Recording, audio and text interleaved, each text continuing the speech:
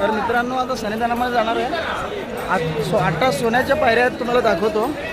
सोन्याच्या 18 पायऱ्या चढून आम्ही आता दर्शनाला जाणार आहे.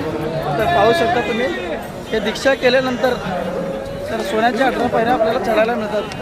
तर तुम्ही पाहू शकता समोर सन्निधान आहे.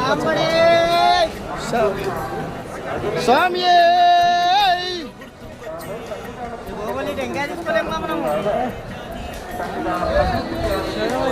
स्वामी